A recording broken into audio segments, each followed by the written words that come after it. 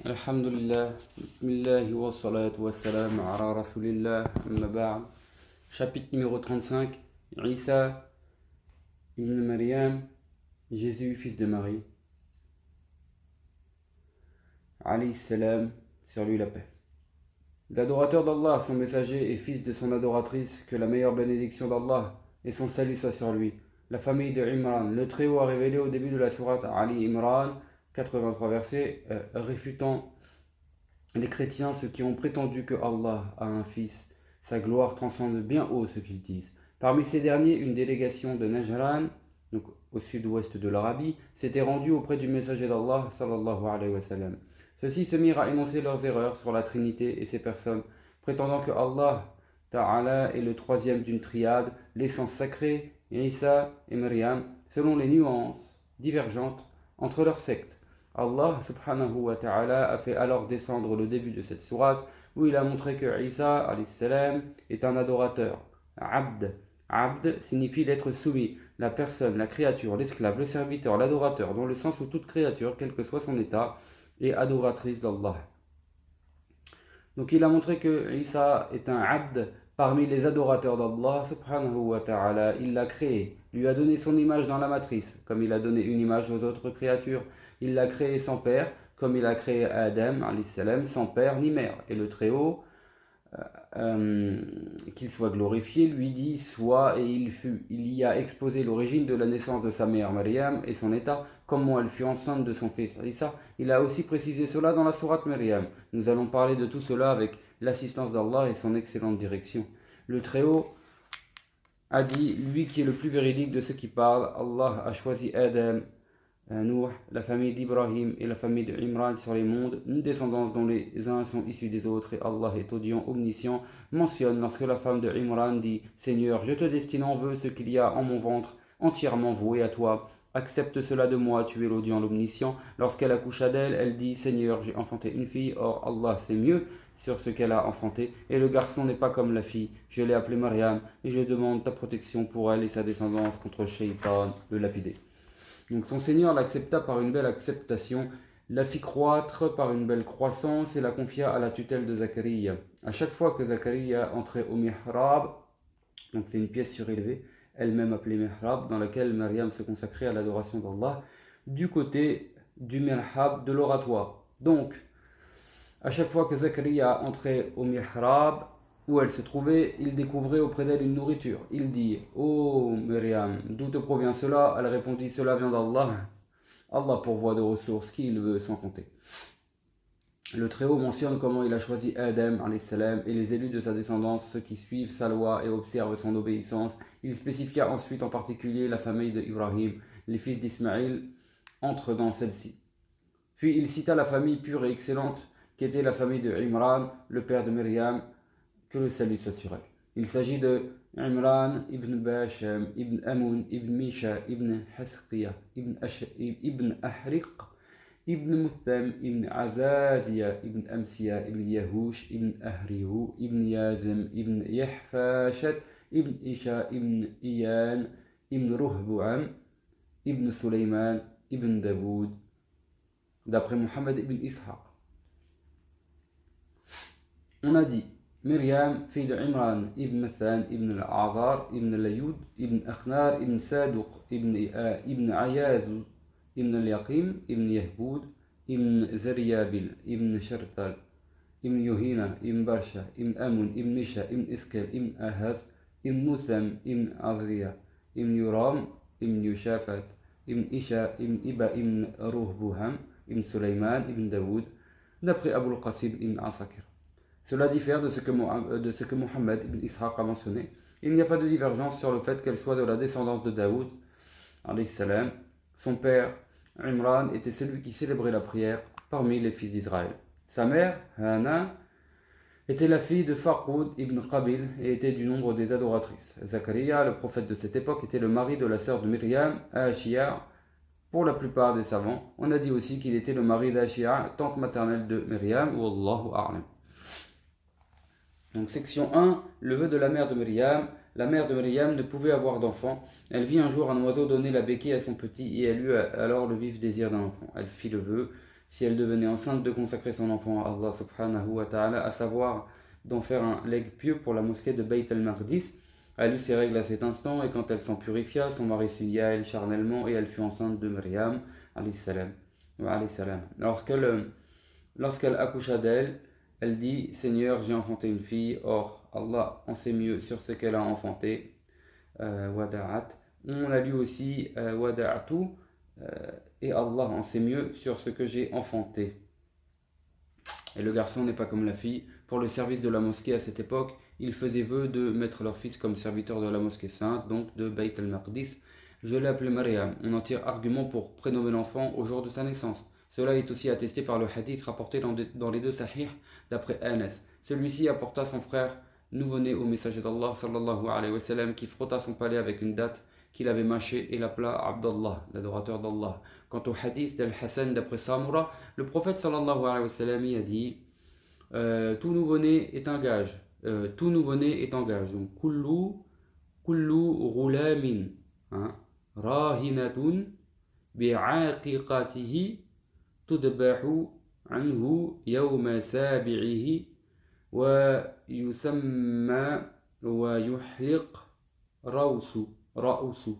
Tout nouveau-né est en gage contre la bête à sacrifier suite à sa naissance. À son 7e jour, on lui donne aussi un nom et on lui rase la tête. C'est rapporté par l'imam Ahmed, et les auteurs de Sunan at-Tirmidhi l'a déclaré valide. Et je demande ta protection pour elle et sa descendance contre Shaitan de lapider. Elle fut exaucée en cela, de même que son vœu fut accepté. Ainsi, d'après Abu Hurayra, le prophète sallallahu alayhi wa sallam a dit: il n'y a pas de nouveau-né que Shaitan ne touche au moment de sa naissance. Il pousse alors un cri du fait du toucher de Shaitan, sauf Myriam et son fils. Abu Hurayra ajoute: lisez si vous le voulez, et je demande ta protection pour elle et sa descendance contre Shaitan de lapider. Donc ça c'est rapporté par l'imam Ahmed. Section 2. Myriam, confiée à la tutelle de Zacharia. Son Seigneur l'accepta par une belle acceptation, la fit croître par une belle croissance et la confia à la tutelle de Zacharia. Nombre d'exégètes mentionnent qu'après avoir accouché d'elle, sa mère l'enveloppa dans ses langes et l'emmena à la mosquée, où elle la remit à ceux qui s'y consacraient à l'adoration. Elle était en outre la fille de leur imam, et tous se disputèrent le droit de la recueillir. Il apparaît en fait qu'elle la leur remis après l'avoir allaité et s'en être occupée dans la période où une mère s'occupe habituellement de son enfant. Elle leur apporta donc l'enfant, et ils se la disputèrent, chacun revendiquant sa tutelle. À cette époque, Zacharia était leur prophète. Il voulut alors se réserver ce droit du fait que son épouse était sa sœur ou sa tante maternelle, selon les avis, mais ils n'acceptèrent pas et lui demandèrent de procéder au tirage comme eux. Le destin l'aida et son tirage sortit gagnant. En effet, la tante maternelle est au rang de la mère. Elle le confia à la tutelle de Zacharia. Il l'avait donc remporté sur les autres à travers le tirage, comme cela apparaît aussi. Cela fait partie des faits cachés que nous te révélons. Tu n'étais pas auprès d'eux quand ils jetèrent leur calem pour voir lequel d'entre eux prendrait soin de Myriam, et tu n'étais pas auprès d'eux quand ils se contredisent les uns les autres. ذلك من أنبياء الغيب نوحيه إليك وما كنت لديهم إذ يلقون أفلمهم أيهم يكفل مريم. Après que chacun eut marqué son calem de son nom, ils les déposèrent à un endroit et demandèrent à un enfant impubère d'en tirer un. Celui de Zacharia apparut alors. Ils demandèrent à ce qu'il y ait un deuxième tirage et que ce dernier eut lieu en jetant les calems dans la rivière. Celui dont le calem irait à contresens du cours d'eau serait le gagnant. Ils agirent ainsi, et celui de Zacharia à contresens, à la différence des autres que l'eau entraîna. Ils exigèrent le même tirage une troisième fois, et Zacharia l'emporta de nouveau. C'est pourquoi il l'a prise en charge. Il en était le plus digne par rapport à la loi et au mérite à plusieurs points de vue. À chaque fois que Zacharia entrait au mihrab où elle se trouvait, il découvrait auprès d'elle une nourriture. Il dit à Myriam: d'où te provient cela? Elle répondit: cela vient d'Allah. Allah pourvoit des ressources à qui il veut en compter.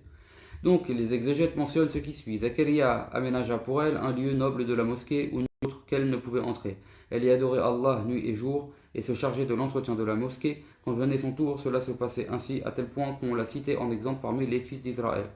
Pour la dévotion, elle fut célèbre pour ce qui apparaissait d'elle comme état et caractère noble. Ainsi, lorsque le prophète d'Allah, Zacharia, alayhi salam, entrait auprès d'elle, au lieu de son adoration, elle y trouvait des ressources extraordinaires.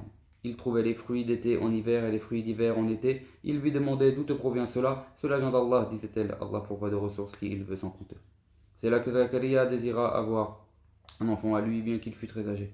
Il dit: accorde-moi, Seigneur, venant de toi, une descendance vertueuse, tu es celui qui entend l'invocation. Certains rapportent qu'il dit: toi qui pourvois Myriam de fruits en dehors de leur saison, accorde-moi un enfant même s'il vient en dehors de son temps. Il se produisit ensuite ce que nous avons évoqué précédemment. Section 3. La noble annonce faite à Myriam. Donc là, il y a tout un passage issu du Coran, donc du verset 43 au verset 51 de la sourate Ali Imran. Donc on va rentrer directement dans l'explication qu'en fait Ibn Kathir, rahimahullah. Le Très-Haut rappelle comment les anges ont fait l'heureuse annonce à Myriam en l'ayant élue entre toutes les femmes de son temps pour donner naissance à un enfant sans qu'il y ait de père. On lui annonça que celui-ci serait un noble prophète. Il parlera aux hommes dans le berceau, il les appellera à l'adoration d'Allah seul, sans associé, de même qu'à l'âge adulte. Cela montre qu'il atteindra cet âge. Et selon les exégètes, son ascension au ciel eut lieu à 33 ans, l'âge adulte, donc Kuhula, débutant à 40 ans. Il atteindra cet âge à son retour sur terre. On ordonna à Myriam de redoubler d'efforts dans la dévotion, les actes d'obéissance, la prosternation et l'inclination pour qu'elle soit digne de cet honneur et remercie ce bienfait. On dit qu'elle restait debout en prière au point que ses pieds aux talons se fendaient, qu'Allah l'ait en son agrément et lui fasse miséricorde ainsi qu'à ses pères et mères. Ô Myriam, Allah t'a élevé, t'a purifié, donc t'a exempté des vils caractères et t'a donné les belles qualités, et t'a choisi entre les femmes du monde entier. Il est possible qu'il s'agisse du monde de son époque, comme cela apparaît notamment pour Moussa dans Ô Moussa, je t'ai élu parmi les hommes.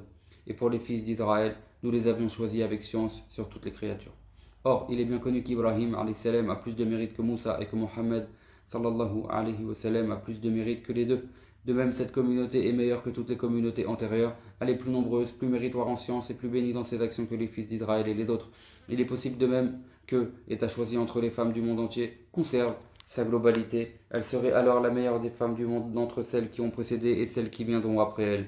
L'avis avancé par Ibn Hazm, rahimahullah, et d'autres, selon lequel elle était prophétesse, ainsi que Sarah, mère d'Ishaq, et la mère de Moussa, se réfère aux paroles des anges qui leur étaient adressées et à la révélation pour la mère de Moussa. Rien n'exclut alors que Myriam soit aussi meilleure que Sarah et la mère de Moussa, du fait de la globalité des termes dans « est à choisi entre les femmes du monde entier ». Car aucune autre source ne s'oppose à cela. Wallahu a'lam. Le second avis, celui de la plupart des savants, est attesté par Abu al-Hassan al-Ash'ari comme étant celui des tenants de la sunna et de la communauté, considère que la prophétie concerne les hommes exclusivement et qu'il n'y a pas de prophète femme. Dans ce cas, le plus haut rang atteint par Myriam est celui que Allah a mentionné, le Messie, fils de Marie, n'est qu'un messager. Des messagers l'ont précédé et sa mère était très croyante, donc Siddiqa. En vertu de cela, rien n'exclut qu'elle était la meilleure des grandes croyantes célèbres avant et après elle. Wallahu a'lam. La mention de Myriam avec Asya, Khadija et Fatima d'après Anas, le messager d'Allah sallallahu alayhi wa sallam, a dit: il te suffit comme exemple parmi les femmes du monde entier 4 femmes: Myriam, fille de Imran, Asya, l'épouse de Pharaon, Khadija, fille de Khuwaylid, et Fatima, fille de Mohammed sallallahu alayhi wa sallam. Rapporté par l'imam Ahmed. Et il y a trois autres hadiths rapportés qui sont similaires. Donc Aïcha radiallahu anha rapporte qu'elle dit à Fatima: que s'est-il passé lorsque tu es venu très près du messager d'Allah, que la bénédiction et le salut soient sur lui, et que tu as pleuré et ri ensuite? Il m'avait informé, répondit-elle, qu'il allait mourir suite à sa présente maladie, et j'avais donc pleuré. Et je me suis encore rapproché de lui, et il m'a informé que je serais la plus rapide de sa famille à le rejoindre après sa mort. Et donc elle mourut 6 mois après, lui, à 24 ou 25 ans.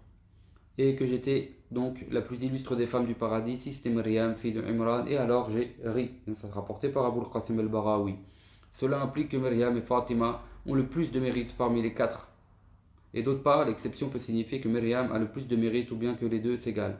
Et il y a un autre hadith, qui est donc le hadith d'après Abu Musa al-Ash'ari, que le messager d'Allah sallallahu alayhi wa sallam a dit: bien des hommes ont atteint la perfection, mais seuls ont atteint la perfection parmi les femmes, Asya, l'épouse de Pharaon, et Myriam, fille de Imran. Quant au mérite de Aïcha sur les femmes, il est comme le mérite du sarid sur les autres plats. Donc le sarid, c'est un plat à base de pain découpé en morceaux accompagné de sauce et de viande. Donc là, l'auteur détaille sur le hadith, il dit qu'il est valide, et comme on peut constater, les deux cheikhs, Bukhari et Muslim, l'ont rapporté. Et donc ces termes impliquent que la perfection parmi les femmes se limite à Myriam et Asya, et il est cependant possible que cela concerne seulement leur époque. Chacune d'elles en effet a pris soin d'un prophète pendant son enfance. Asya s'est occupée de Moussa, l'interlocuteur d'Allah, et Myriam de son fils, l'adorateur d'Allah et son messager.